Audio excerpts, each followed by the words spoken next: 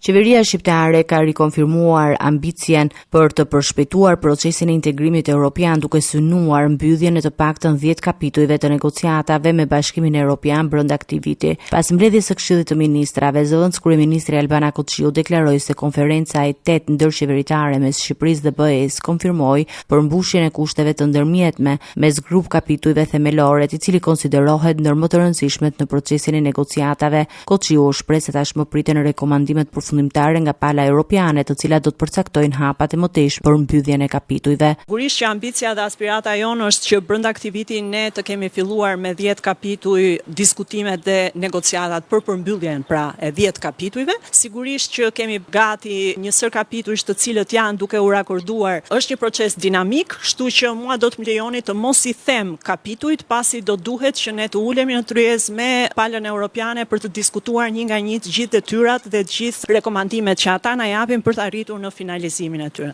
Në kuadër të procesit të integrimit, qeveria miratoi dhe 2 dokumente strategjike udhërrofyesin për objektivat e zhvillimit të qëndrueshëm 2030 dhe partneritetin strategjik mes institucioneve shqiptare dhe agjensive të organizatave të Kombeve të Bashkuara për periudhën 2027-2031. Vendim tjetër i rëndësishëm është ai i partneritetit strategjik mes institucioneve dhe qeverisë shqiptare me agjencitë e Kombeve të Bashkuara për periudhën 2027-2031. Gjithashtu një dokument i rëndësishëm i cili ka kaluar një fazë të gjerë konsultimesh publike, jo vetëm me institucionet, jo vetëm me shoqërinë civile, por edhe me partnerët dhe që bazohet në 3 shtylla të rëndësishme, që është pikërisht zhvillimi i qëndrueshëm i kapitalit njerëzor, duke garantuar që të kemi institucione të forta, të konsoliduara, por dhe punonjës të aftë profesionalisht për të çuar përpara agendën europiane. Së dyti, transformimi i qëndrueshëm ekonomik dhe rritja e gjelbër, një prioritet tjetër ky për të standardizuar edhe një herë të gjithë shërbimet që ofrohen për qytetarë, por dhe mënyrën se si i qasemi kësaj qasjeje, dhe së treti, mirëqeverisja, drejtësia dhe të drejtat e njerëzit. Zëvendës kryeministri pati edhe akuzën ndaj opozitës duke cilësuar si të pabazë kritikën ndaj procesit të integrimit evropian. Të gjitha këto janë thjesht aludime të